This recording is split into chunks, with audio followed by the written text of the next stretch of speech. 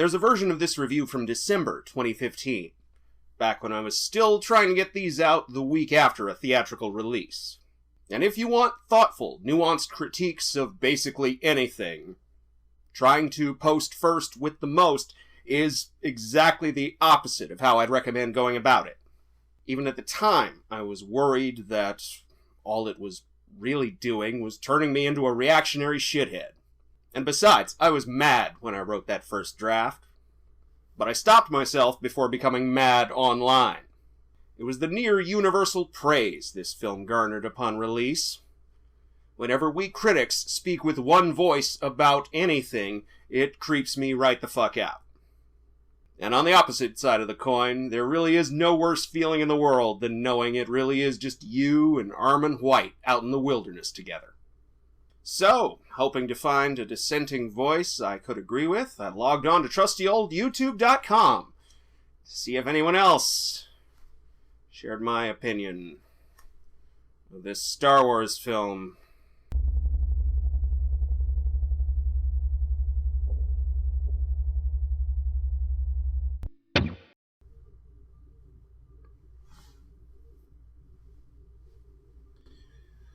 What I found took literal years off my life, and has forced me to spend the intervening years trying to find a way to articulate myself without becoming what I hate, or being mistaken for what I hate by randos who have no reason to trust me. I mean, who the hell am I? I'm just another nerd on the internet. And plenty of reactionary shitheads decided to be mad online about Star Wars in 2015. Not that they cared about Star Wars per se, because of course the reactionary shithead does not care about anything but himself. Yes, I'm gatekeeping the fandom, but I'm doing it to keep the reactionary shitheads out. So, go on and at me, I guess. For all the good it'll do you. I know some of them said they cared about Star Wars a whole bunch, but they don't. The reactionary shithead is more like a semi-sentient tornado. They touch down wherever they think they can find a cultural wedge issue. And this has been their MO since Pat Buchanan declared the culture war back in 1992. Recruit from the poorest margins of other communities. There aren't very many communities left in America, and most of the extant ones are, unfortunately, fandoms. Whether we're talking about punk music, genre films, or video games, the play is always the same.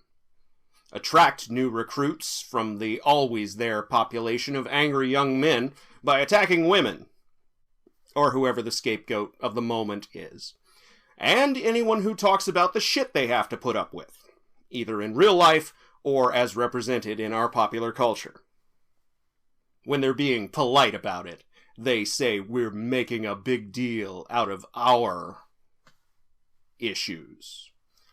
When they're Freudian slipping, they say we're shoving, insert noun here, feminism, diversity, politics, down their throats, and I instantly know what kind of porn they watch.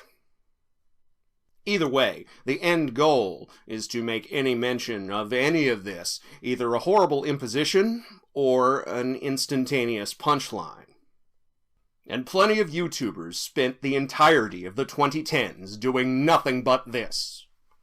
Occasionally hiding behind their favorite magic words like logic and reason, because they were fundamentally cowards.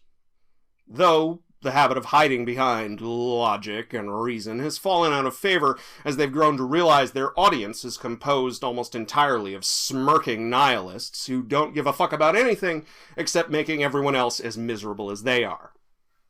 For a long time, I avoided talking about any of them at all, because I figured that's what they want, right?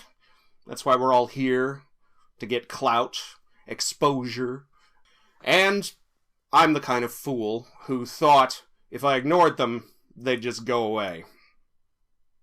I thought if enough people just heard the good news about intersectional, anarcho-syndicalist, anti-capitalist film criticism, then the world might become at least a slightly better place. But no, I was wrong, and I'm sorry. The almighty YouTube algorithm doesn't care about what you want. All it cares about is conflict. I should have confronted these fools head on and been steadily shitting on them since 2015. Since August 2014, if I'm being brutally honest. But better late than never, like the man said in Ghostbusters 2. So here we are. And here I am, front-loading this review of a Star Wars film with a 1,000-word history lesson that stakes out my particular front in the culture war. Someone start playing taps for my otherwise immaculate comments section. I am truly blessed with the amount of good people I've managed to attract. Most of y'all, fucking cool. Even the ones who disagree with me do it without being complete assholes about it, and some of you even go the extra mile and cite examples from the text. You make my teacher parents proud. I like to keep it chill around here, and I'd like that to continue, but at the same time, I suspect it won't, since A, we live in hell, and B, we're talking about Star Wars. So back in 2015, all the people who spent 2014 going, the SJWs are coming for your video games. Wait. Hold on one second.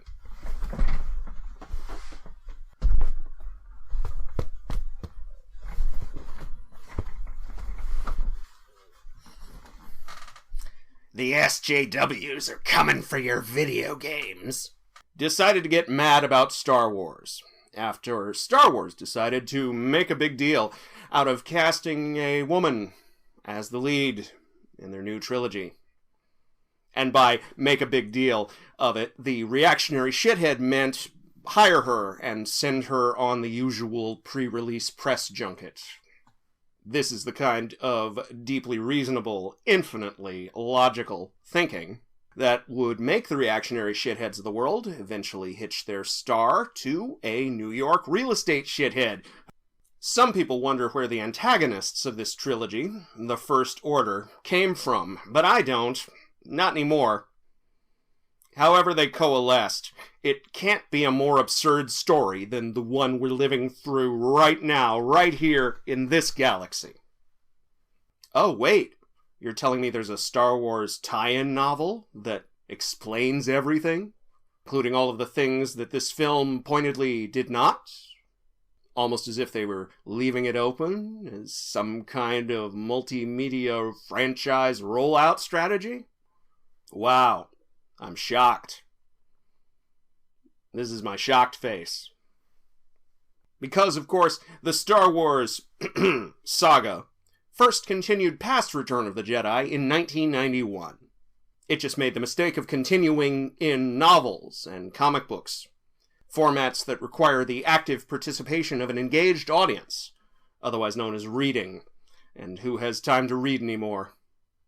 So while some of them were New York Times bestsellers in their time, they never really penetrated into the mainstream that was, before the internet. Nevertheless, some of us enjoyed the hell out of what we used to call the expanded universe, and now have to call Legends, so people know what the hell we're talking about. Particularly the novels of Kathy Tyers, Michael Stackpool, and Timothy Zahn.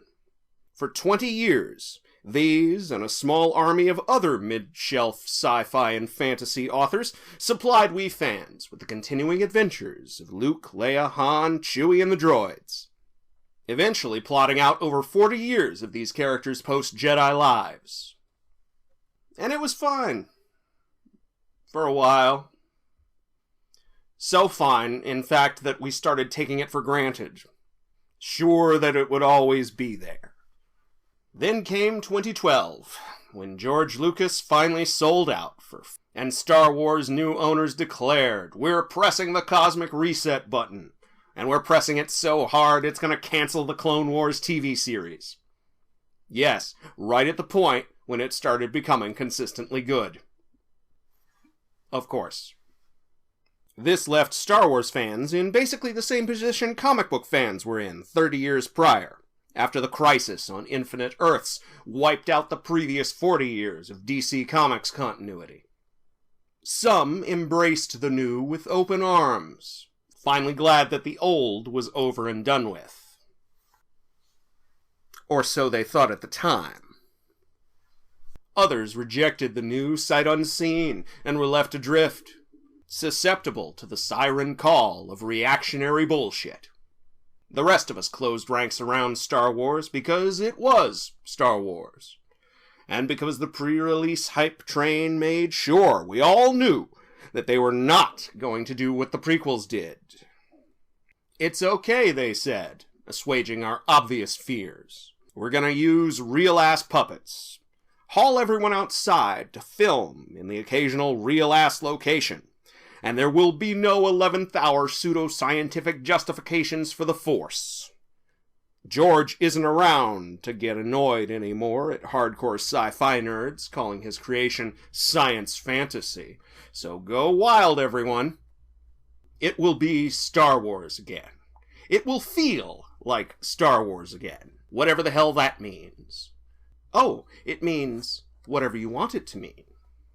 And just like back in the late 80s, bits and pieces of the old continuity are still floating around, like the debris field of a sunken ship. 1 and 2 and 3 and S and X and who are you? What do you want? Did the Wolf Man give you my name? It seems that no matter what universe he calls home, or what his first name turns out to be, the son of Solo and Organa will always fall to the dark side. And it seems that whether they call themselves the Imperial Remnant or the First Order, they will forever be doomed to double down on Emperor Palpatine's whole gun that destroys planets plan. By building a gun that destroys whole solar systems. A sun crusher in all but name, since using that name would require Disney pay the writer who came up with it, former Chancellor of Star Wars University, Kevin J. Anderson, some royalties. Lawrence Kasdan and the guy who wrote Toy Story 3 and Catching Fire obviously needed it more. As did J.J. Abrams. And Disney as a whole, apparently. So it's the Star Killer now. There's a name I haven't heard in a long-ass time. Though, with the cosmic reset button fully and thoroughly pressed, I don't even know if the last character who wore the name Star Killer still exists.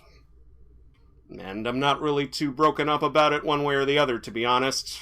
That guy was kind of a shit. Fun fact you might not know, there were originally supposed to be 2 Death Stars in Return of the Jedi. But George Lucas noticed, or was convinced by someone he trusted who noticed, that this would be entirely redundant. Speaking of which, peep this plot synopsis. A seemingly ordinary nobody, with massive latent force powers, from a backwater desert planet, is thrust into the center of galactic conflict when a droid with plot-crucial information drops, almost literally, right into their laps. They unite with a habitual liar and escape said backwater planet via the Millennium Falcon, hook up with a ragtag band of rebels, and use their plot-crucial info to destroy the space fascists' plus-sized battle station, complete with a death-defying starfighter strafing run through said battle station's Stygian bowels. Say what you want about the Phantom Menace, and some people have said far too much, but I'd have to work way harder than I just did to lay its plot on top of A New Hope, and I'd still be able to see daylight through the differences. With this, though, as if everyone involved tried so hard not to make another Phantom Menace that they wound up making a stealth remake instead. I'm gonna call this my Star Wars horseshoe theory. Though really it's more like a fishhook theory. I had a bad feeling about this before it came out, but I realize now my bad feeling was thinking too small. I never imagined anyone would make the kind of sequel that Jedi's detractors always accused it of being. Exactly the kind of sequel that everyone praised Empire for not being. Just like the first movie, but bigger and betterer. Anderson's Sun Crusher was really just a tiny ship loaded down with special torpedoes that would make stars go supernova. establishing a contrast with the Death Star without trying to hilariously one-up it. But the old Death Star really does look like a small moon next to the First Order's fully armed and operational battle station. Reminds me a bit of the Jaws sequels, and how every time a new shark would rise from the depths to terrorize the Brody family, it would always somehow wind up being at least 5 feet bigger than the last one.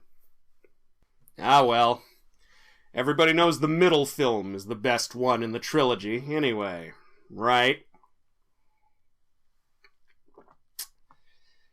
Well, some of us like Jedi more than Empire, but regardless of that great nerd debate, I think it's high time we stopped using Star Wars as a yardstick by which to measure every trilogy ever.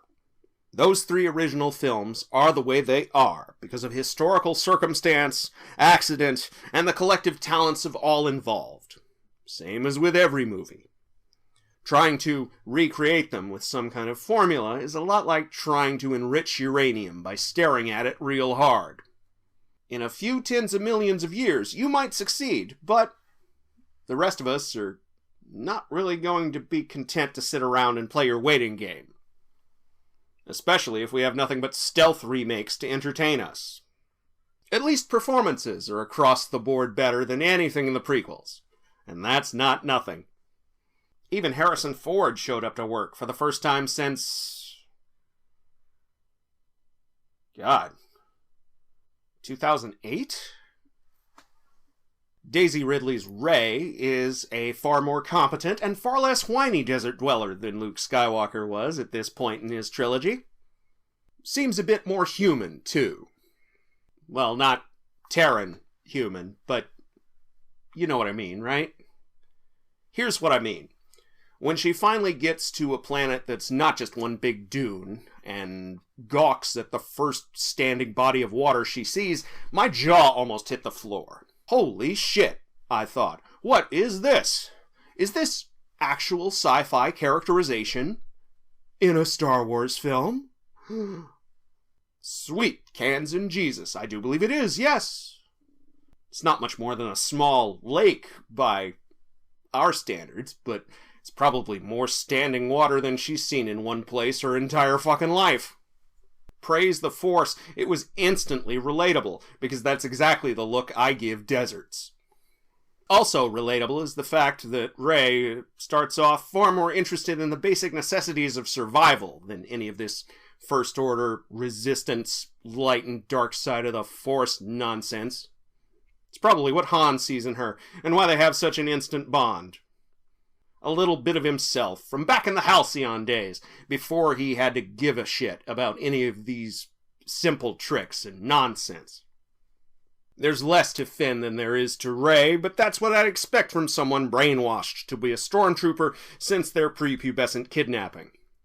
Interesting parallel to the old Jedi now that I think about it, or have thought about it for 4 years. Both organizations get them while they're young, specifically because children are easier to indoctrinate than grown-ass adults. Or even 9-year-old tech geniuses, apparently. I always wanted a peek inside Stormtrooper Academy, but the TV series Rebels provided that for me in its first season. Force Awakens provides something else I always wanted to see. The sight of a stormtrooper having a total traumatic stress breakdown as all of his colleagues march into the jaws of death. Or are the jaws of someone else's death, as is the case here. Again, instantly more relatable than 1,000 monologues about sand or love or the will of the Force. The weird, emotionless protagonists of the old Republic have been swept away. At least this crop know how to speak above a monotone and believably react to their surroundings. Speaking of which, I also like how everyone, except our villain, is actually afraid of lightsabers again. Or at least respectfully wary. Finn, Mr. Professional Soldier, is stiff and awkward with the damn thing, as you'd expect from anyone hyper-conscious of the fact that you're swinging around an arc of condensed plasma. Rey is all raw power with no style, in deliberate contrast to Kylo Ren, who's very much his grandfather's grandson. All style, no substance. Rey only gains enough poise to win her climactic battle by remembering the Force exists, which is why I have no truck with any of these assholes calling her a Mary Sue. For one thing, that's a term from Star Trek fandom, and all you warmongers would do well to keep our word out your mouths. For another thing, don't talk to me about Mary Sues in Star Wars. I've walked several miles in the boots of Galen Marek, the last Star Killer, and together we pulled Star Destroyers out of orbit with our bare hands. So, sincere kudos for all those little touches, filmmakers. You did good. By which I mean, you did better than nothing. At least when it comes to our heroes. Our villains are shit, which is a sad thing to see in a Star Wars property, but also, by now, sadly typical. The expanded universe is littered with the bodies of wannabe emperors and pseudo-Vaders. Not characterized enough to be interesting, but characterized far too much to be the blank slates they need to be before punters consider them cool. The way they considered Darth Vader cool before they knew anything about him, and Darth was still his first name. Some have theorized that Kylo and Snoke are deliberately lame in order to convey the abject lameness of fascism. How it fetishizes clinging to a glorious past that never existed in the first place in order to justify how shitty the present is and will continue to be for anyone who isn't a fascist. That is, after all, fascism's entire deal, whether on Earth or in a galaxy far, far away, where Earthling lookalikes still comprise the majority of the galactic ruling class for some reason. Was there a better way to articulate this than months of going, "Hey, look, Star Wars fanboys, it's you!" Impotently raging at the loss of a legacy that was never yours in the first place? Probably. Renegade Cut just took a pretty good stab at it, and honestly, he's gone a long way towards convincing me. Shit. Of course they call themselves the First Order. If they did anything else, they'd have to admit that there's some kind of new thing, which fascism most definitely cannot do if it wants to claim descent from some glorious old thing. Of course they'd build another Death Star. It's not like Palpatine had any other backup plans that we know of at time of recording. The Empire cannot fail. It can only be failed. All empires think this throughout history, whether they call themselves governments or corporations. International fascism expert Benito Mussolini once said that fascism was just the merger of state and corporate power anyway. There's certainly a lot of that going around these days, as there was in the 70s. So I'm not too terribly surprised that a new Star Wars has arisen, or that it bears such similarities to the old. The difference is, Star Wars used to be the vision of one Californian weirdo and his friends, and occasional ex-wives, who eventually took over Hollywood with this weird idea about mashing up old Buck Rogers and old samurai flicks. Problem with that being, well, one of the problems with that being, that as time went on, and that weirdo aged, his vision of this universe became as cold, detached, and mechanistic as his apparently favorite character. A weird cross between Calvinist predestination and authorial tautology. The Force decides who wins and who loses because that's the way I wrote it.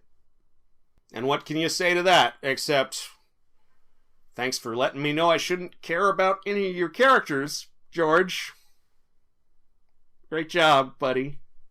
Disney famously tossed Lucas's script for this episode in the trash as soon as he turned it over. But I ended my first viewing of this film with the sneaking suspicion that they'd kept his overriding ethos. A bad feeling that we're all really just trapped in another chess game, being played out by the largest media monopoly on Earth.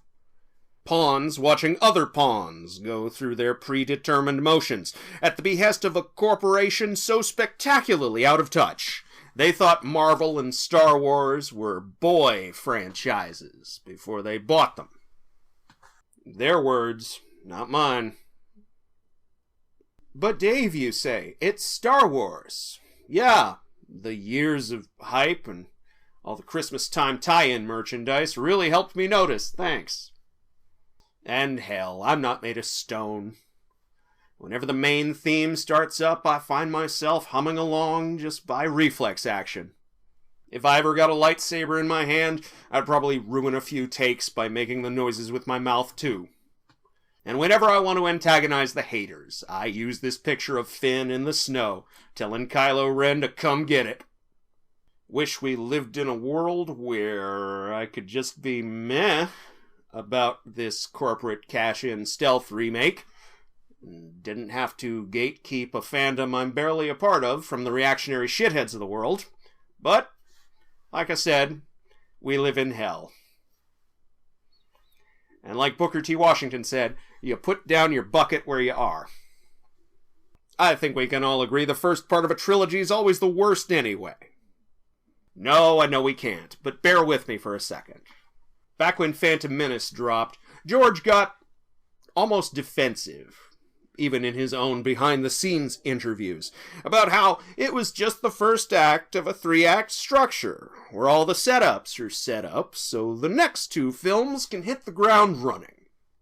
And honestly, that fits here far more than it ever did for Phantom Menace. So that's my final word on The Force Awakens. A competently made, foregone conclusion of a setup film, now gratefully out of the way, so we can get to the so-called good part. And I shouldn't be surprised that it went this way, since this is a J.J. Abrams joint, and he already pulled the same stunt 6 years prior with Star Trek XI. Which, even at the time, some of us correctly pegged as his audition to direct a Star Wars film. So, congratulations, JJ. You are getting better. By which I mean you made a better movie than the 4th worst Star Trek movie. Enjoy your Christmas bonus. Everyone else, meet back here next time, when you'll hopefully enjoy my continuing mission to explore modern Star Wars. I like to keep with the trilogy format, though, which means the next one is going to be the real fucking bummer with the downer ending. So, I guess I finally have a reason to watch Solo. Thanks for watching, everyone. If you liked this video, hit the like button and the subscribe button. And if you really liked this video, consider supporting the show on Patreon. There you will join the ranks of the new Jedi Order, alongside Mr. Hootie Dean, Detective Steve, the After Movie Diner, and Stu G. Next time... Oh god, that stupid Solo song is in my head now. Fuck! That's not going to be going away anytime soon.